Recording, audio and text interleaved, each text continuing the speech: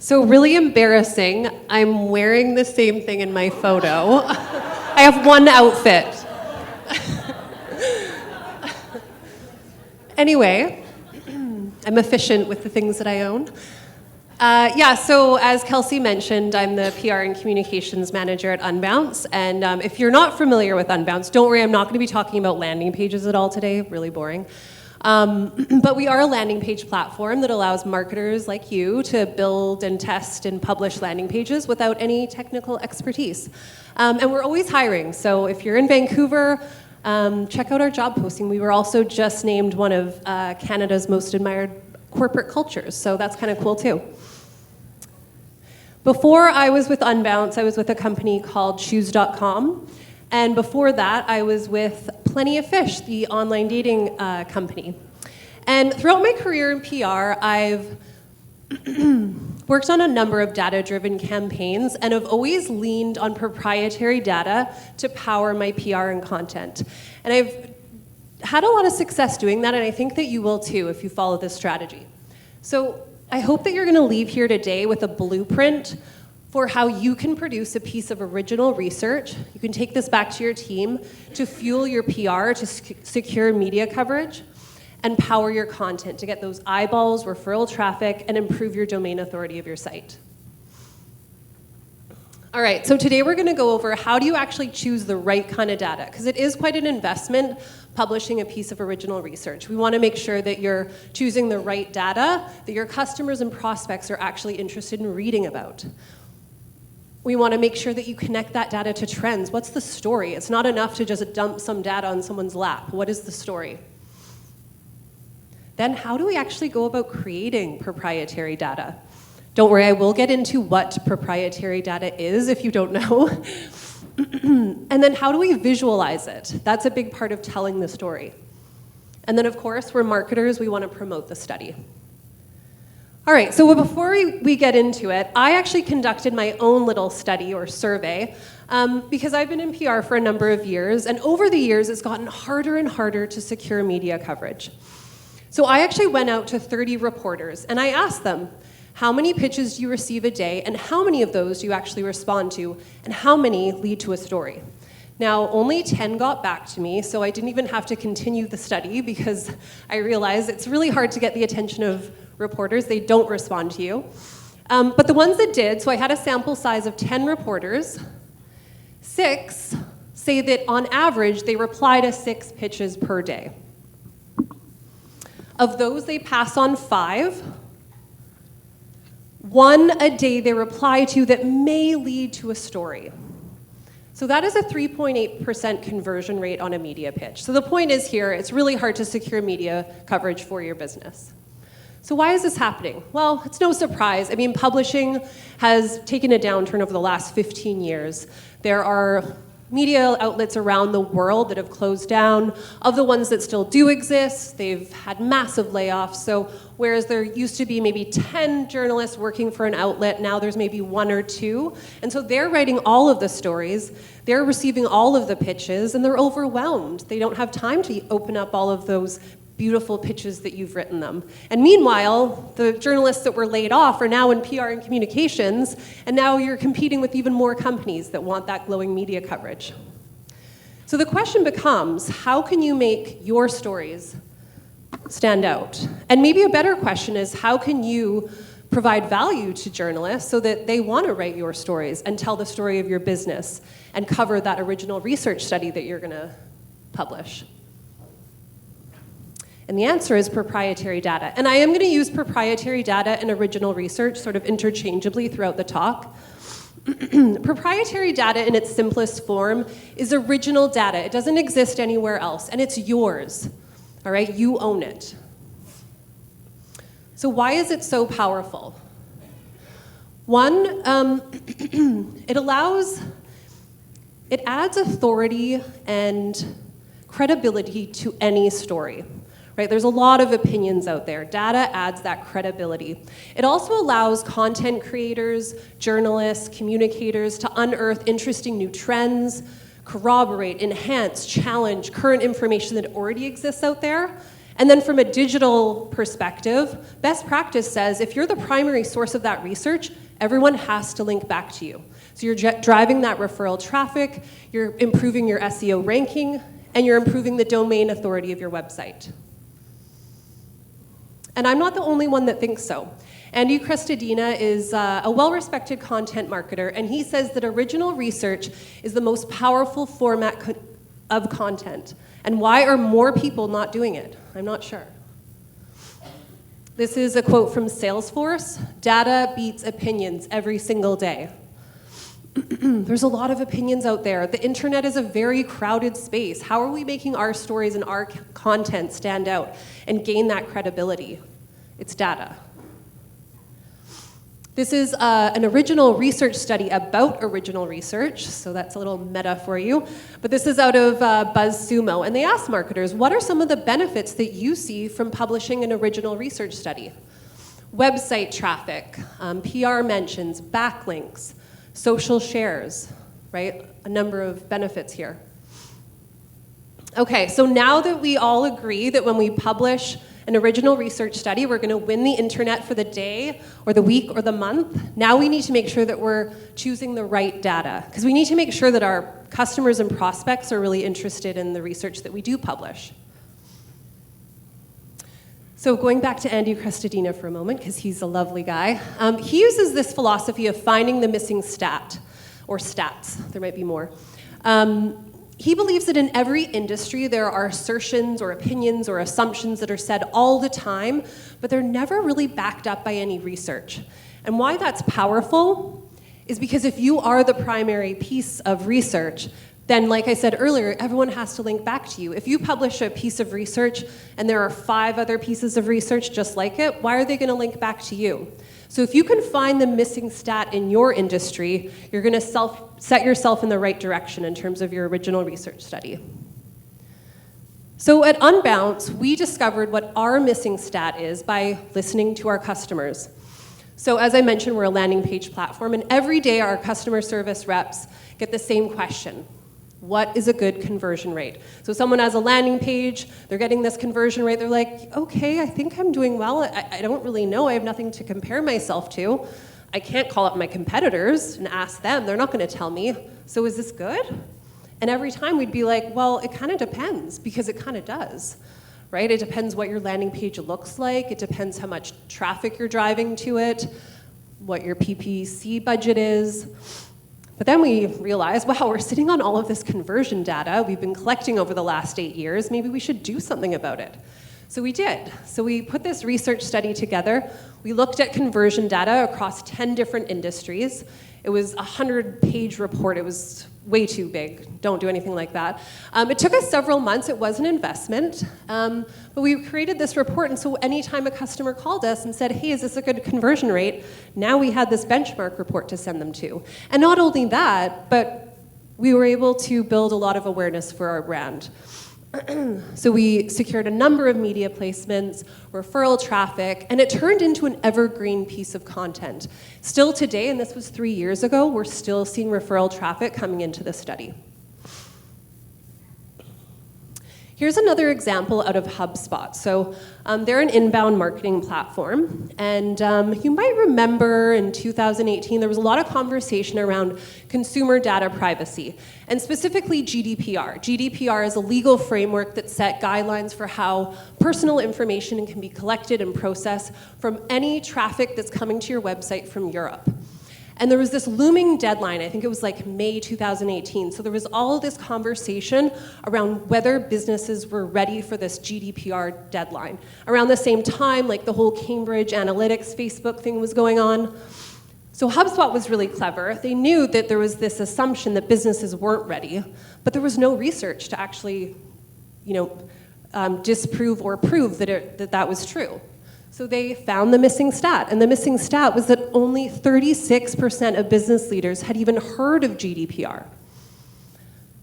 So as you can imagine, they secured a ton of media coverage, all of this referral traffic, and best of all, they positioned themselves as the authority on GDPR and consumer data privacy, which is exactly the topic all of their customers and prospects were really interested in at that time. So it's not enough, as I said, to just have the data. Now we need to connect it to a story or a timely trend. So I like to think of this process as a bicycle wheel. So in the center of the wheel, you've got your company, your brand, your key messages. These are all the things that you really care about. But in order to attract the attention of a journalist, or in order to get eyeballs on your content, you need to connect what you care about, your brand, to something bigger than itself. It could be a happening, a holiday, a movement, a conversation that's hot in the press. Those are the spokes that emulate from the center of the wheel. So a really great example is out of FreshBooks. So they're an accounting platform that serves folks that are self-employed freelancers. And they ran a survey, and they asked people that are self-employed, how much do you make, and what is your gender? And then they compiled all of that data, broken down, analyzed it, and realized from the data that they collected that not only is there a gender wage gap in the corporate world, there's also a 28% gender wage gap amongst people that are self-employed. So even though women are setting their own rates, they're still getting paid less. So they found that missing stat, it didn't exist, and they connected it to a timely trend, which was the gender wage gap, and also a very important topic, and pay equity in Canada, which is coming up March 31st. So this was really brilliant of them. I saw this study and was very jealous. They secured a number of top-tier media placements, Fast Company, USA Today. They told a story that their exact customers and prospects were interested in because it was about them. And I'm still seeing media placements covering this study today, and I think this was in 2018. All right, now how do we actually create proprietary data?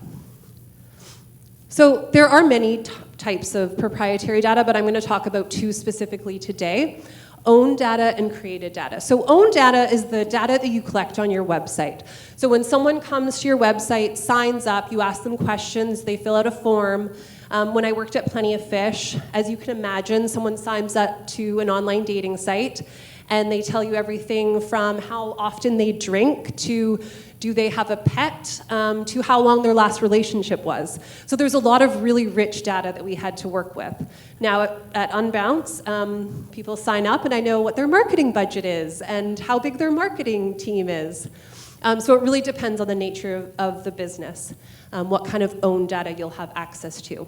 Also any data that you collect through Google Analytics, that's also owned data.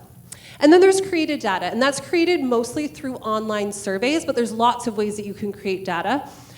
Social media polls, you could run a focus group, you could stop people in the street and ask them questions, you could pick up the phone. Let's assume that we're going to go the created data route, because not all of us have a rich data set of owned data. Here are a few ways that we can create a survey. So again, social media polls, it's fast, it's easy. You're not gonna get a massive response rate unless you have a huge following on social, but that's okay. There's not really any methodology involved, so that's not great. But what I like to do is I'll run a question on social media to see what kind of an answer I might get, and that will tell me whether I should run a full survey on similar questions using a survey platform. So the survey platforms are kind of middle of the ground. So SurveyMonkey, Typeform, Google surveys. I love Google surveys. It's really fast, it's easy. All of them have panels of respondents that you can pay for per respondent. Google is pretty affordable. And they also have demographic questions worked in, so they know what someone's gender, age, and the device that they use, so you don't have to ask those questions in your survey. And some of the analysis is done for you within the platform, and it's super user-friendly. Now, research firms, if you operate in an industry that's highly contentious or regulated, this is where you might want to work with a research firm because they add a lot of credibility to your research. They also come with a hefty price tag. So anywhere from like 10,000 to 30,000 USD per survey. I prefer the scrappy route of middle-of-the-ground survey platforms personally, but... So you might think, oh, no big deal, I'll just slap a few questions together, send it to my email list, post it on social, I'll get respondents, no problem. You might, but marketers actually report having a lot of challenges when it comes to building a survey. Not impossible or hard to overcome, but still challenging. So one of the top challenges is finding enough respondents. So you need to make sure that you have an adequate sample size, otherwise your findings won't be statistically significant, and we need to make sure that they are. The other challenge is designing the survey. So there's a lot of things to consider when you're asking questions. You want to make sure there's no bias in your questions. There's a lot of logic that needs to be added to the survey. And you also need to make sure that you're asking questions that are going to get you to the findings that are going to be part of your study. So that's another consideration. And then finding the right respondent. If you're looking to survey women, okay, well that's pretty easy. If you are looking to survey women who are people managers between the ages of 35 and 40, well, how many people do you have to go through to find that respondent? That's going to be a little bit more expensive and time-consuming. So here's an example of an original research study we conducted at Unbounce. So this was on the heels of Google prioritizing page speed within its search algorithm. And we ran 2 different surveys, one to marketers and one to online consumers. We were trying to gauge the sentiment of how people felt about page speed. So for a marketer, are you doing anything to improve the speed of your pages?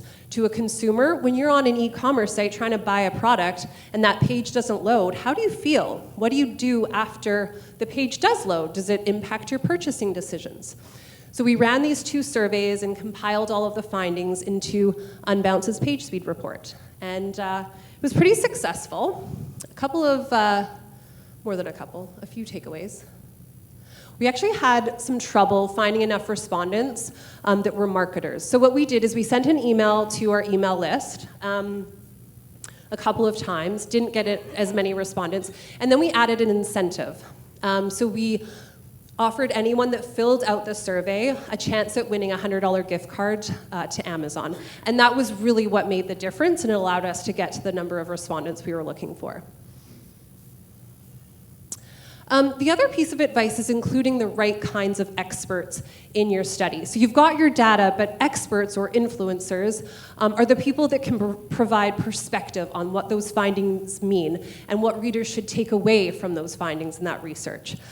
So we worked with a woman out of Berlin, and she gave us a quote that was part of the study. And she was really passionate about the topic at hand. I mean, and you can imagine it's hard to find people that are passionate about page speed, but there are. And she helped us promote it. So she had a number of distribution channels, which is also something you should look out for when you're working with influencers or experts. Do they post on social? Do they write content for a blog? Do they maybe contribute content to a media outlet? And she did all of those things. So she was a perfect person to include in the study, and she was really passionate about the topic. And then originally we were just going to actually run the 1 survey to marketers, and we ended up adding the 2nd survey to consumers. And that was really powerful because it allowed us to tell a much broader story and allowed us to secure placements with business and tech press, which we wouldn't have been able to do if we had just focused on the opinions of marketers. So going back to creating your survey, a couple of quick tips. So make sure that you're asking a qualifying question first. So again, if you are looking for people managers, for instance, to survey, you need to make sure that you ask that question right off the bat so you're not wasting people's time if they're not a people manager. But maybe if there's someone that's interested in reading your study, you could take them to a thank you page with a form and they could fill out their email address and you could send them that study when it's published. I always say to aim for 500 respondents. This is a good round number, and it will allow you to break down the data in interesting ways and still ensure that all of your findings are statistically significant. You may want to consult a data analyst on that, though. I like to keep my surveys from 10 to 15 questions because, of course, people get fatigued over answering questions. So keep it short. Make sure all of your questions are optional. Ask mostly close-ended questions so you can get those really strong statistics. And what we do at Unbounce is we like to write the findings that we'd like to see in this study before we actually write the questions. So you kind of work the other way around to ensure that you are getting the findings that you're looking to include in that original research study. All right, so now we're going to visualize our data.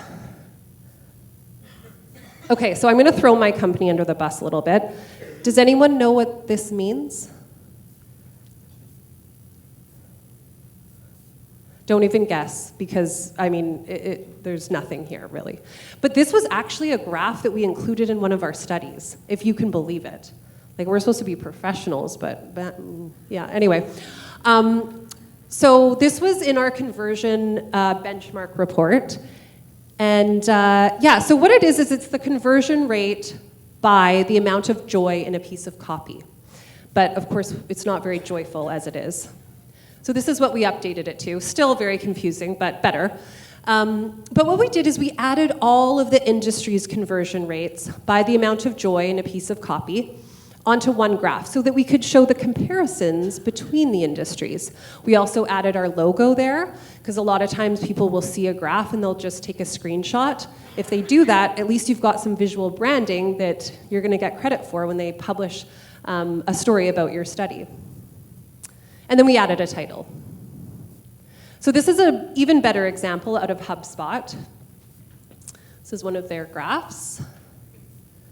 They called out the one major finding from that particular graph. So that allows someone to skim through the study and really quickly get a sense of what that finding is that you want them to take away, rather than having to look at it and read the question and what do you want me to take from this? We're just going to tell you. But they also include the survey questions if you do want to dig a little deeper and understand what question was asked. Company logo, if you can add an easy way to download all of your assets at the bottom of your study, that's really great as well. And then adding disclaimer copy at the bottom so that you're still getting that sample size information in there, and you're removing unnecessary content in the headline.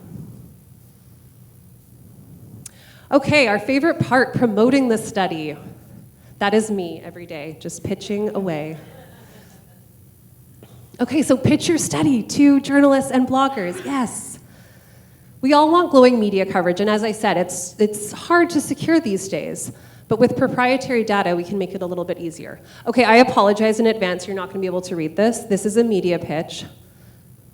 Don't critique me, Will.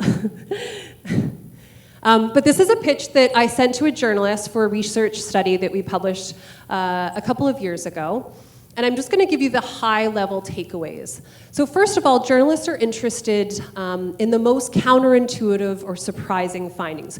You're going to run a study and get a number of different findings. We want to focus on the most surprising, the ones that make you go, oh my God. You also want to include your sample size or any information about your methodology. There are a lot of these studies being published today, and it's really important that you distinguish yourself from the lower quality ones that haven't done the due diligence, that haven't followed, a great methodology. Including information about your sample size is a great way to do that. Even if it's 500 respondents, that's a respectable sample size.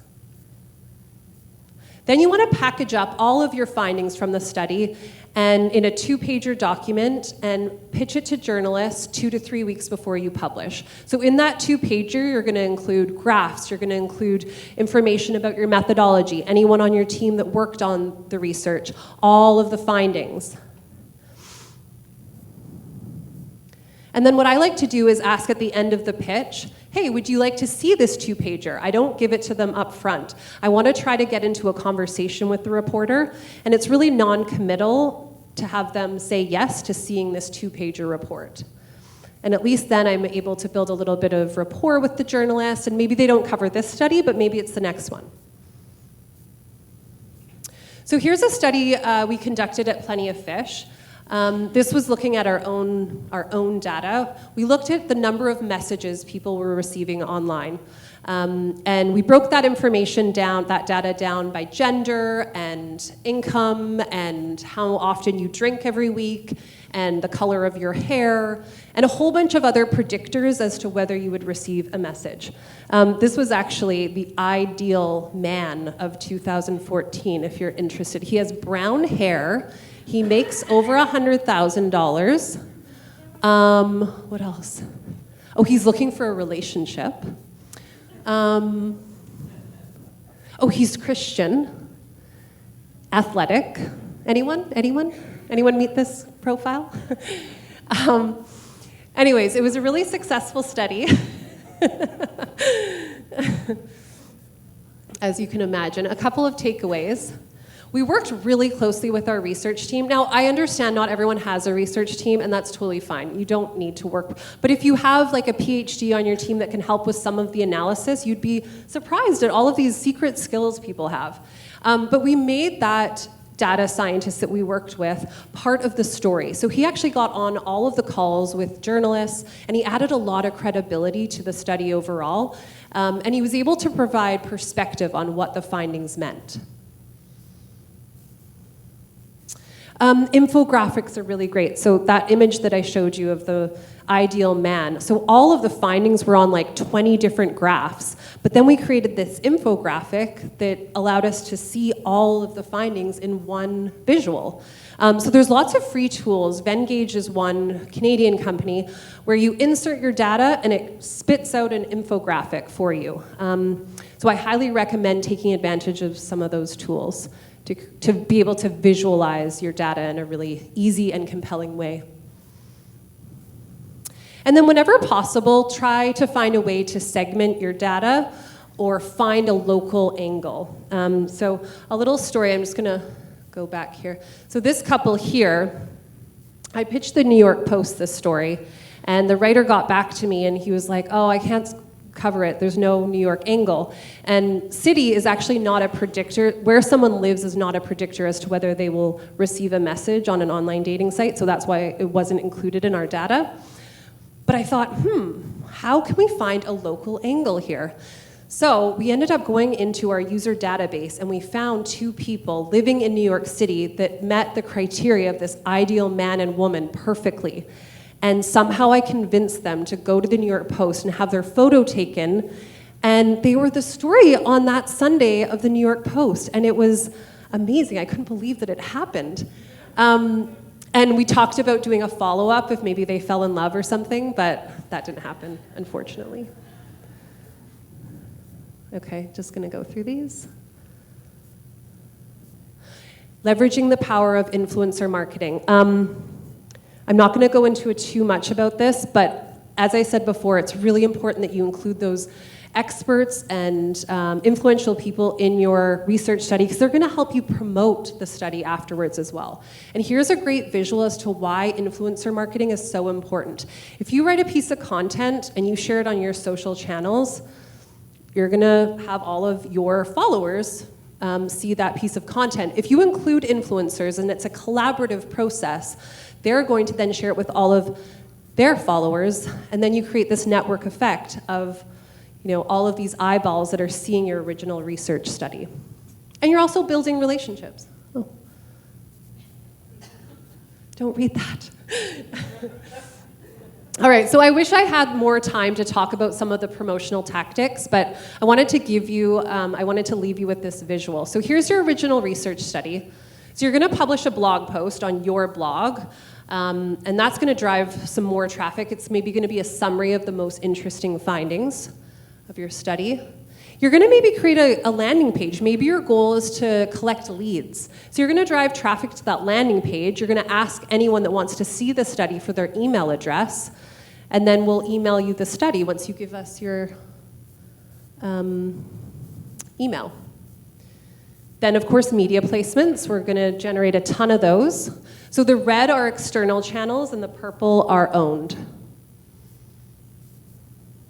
You're going to write a white paper for your sales team, and they're going to share that with your customers, and your customers are going to love it because you are the authority and the expert on this topic.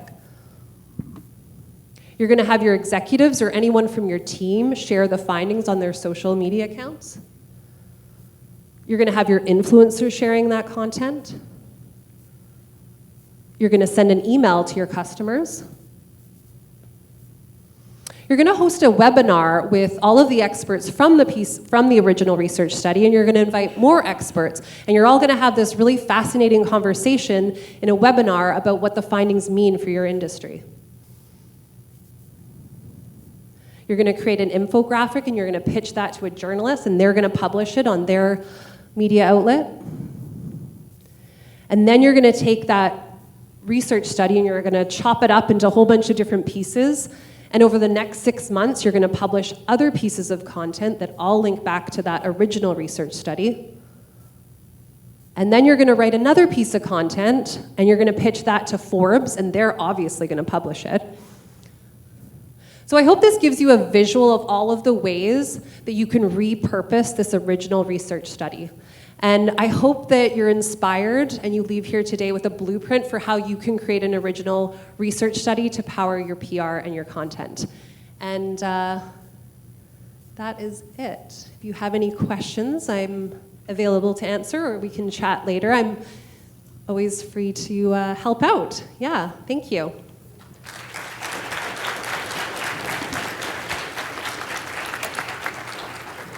Does anyone... Hello. Does anyone have any questions? Yes, you can. You're coming over to me. Again, I feel like I know some stuff that maybe everyone here doesn't know. Can you talk about a recent hiring milestone from Unbounce? Do you know what I'm talking about? Oh, yes. Yes. And how you took that and then you turned that into a story that I read about. Oh, well, that has something to do with original research, but I can... Well, but it's internal information. It's secret information, right?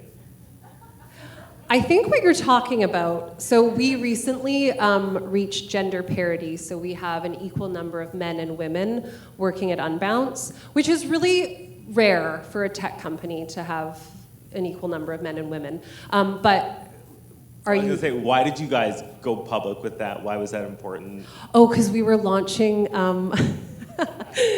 Yeah, we were launching this AI-powered feature that is built into Unbounce called Smart Traffic. So we use this other more interesting story to talk about this new technology that we were launching.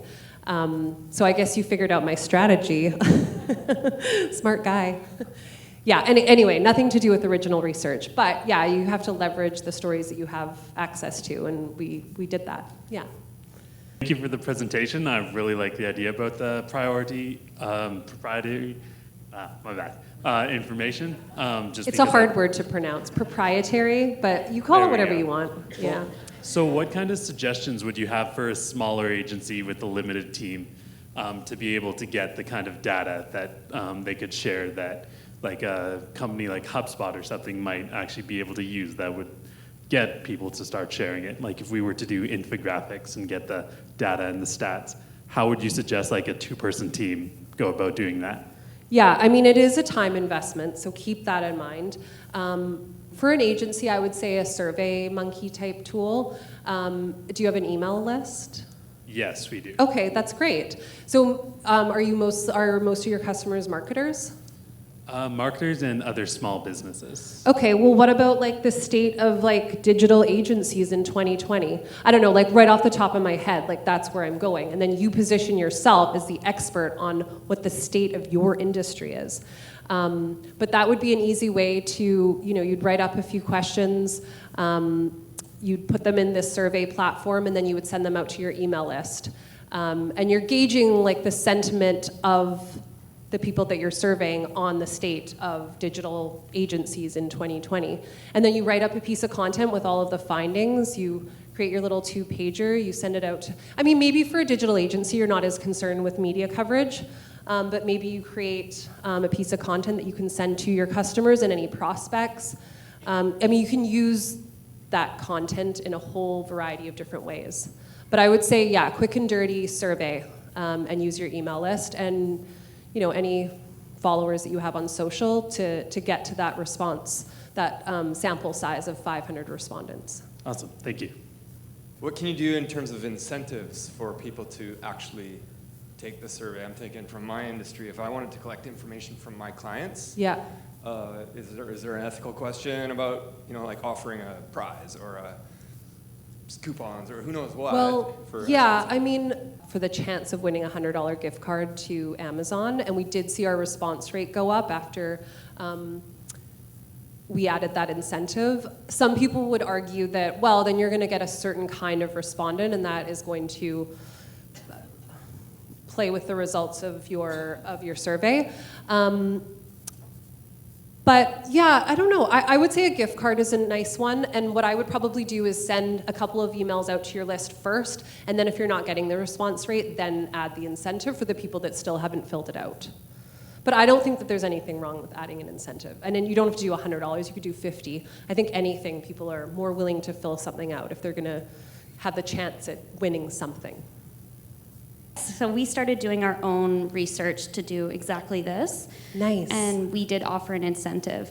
What we chose to do was a $5 gift card to everyone who filled it out. Oh, And I was just curious, in your experience, if you have tried that and how it works compared to doing like a chance to win a bigger prize. We've never done that. So we've just gone the you have a chance of winning a larger gift card. But that's a great idea. I mean, it might not take that much more time, actually, so we could try that. But I don't have experience with that, actually. Is how do you pitch to journalists who want to create an engaging story with the data? How do you make a personal connection with that data? Typically target journalists that have covered similar studies, so maybe you mention other studies that they've covered in the past, and that can sometimes be an in. Yeah, that would probably be my first and foremost piece of advice. Also, using your networks, right? If you have any connections to any journalists, I would leverage those. And really, the data will speak for itself. As long as you can connect it to a timely trend, that's going to bode well for you. And then surfacing up those really counterintuitive findings in a subject line. And making sure that you're using words like research, data, study, because we know journalists want that research, so make sure that they know that that's what they're going to find when they open your email. Cool, thank you. Yeah. Have you noticed a difference between having an anonymous survey versus having people enter their name and contact information to give a prize? The last question we usually ask is an open-ended question that maybe we would take information from and use that as a quote in the study, but we make all of them anonymous because I think that would be a barrier for some people. Yeah. This might be the skeptic in me, but what can you do to, have you been in a situation where your study has kind of been scooped? If you go and make a pitch to a journalist and you say, I've done this, I've got some really interesting information, and they go, especially if you're new or no name, why don't we just take that and run with it ourselves and do a bigger study and just kind of take that away? It's a lot of work to actually produce and publish a piece of original research, so it is always possible, but I wouldn't let that stop you because I think that there's always going to be competition out there. And if you're the first, then people will link back to you first, and then that will create a network effect of everyone linking back to you. So you are giving the journalist a little bit of a heads up, 2 to 3 weeks before it's published, but usually a journalist is so busy, they're not going to take the time to produce their own original piece of research. Okay. Thank you, everyone.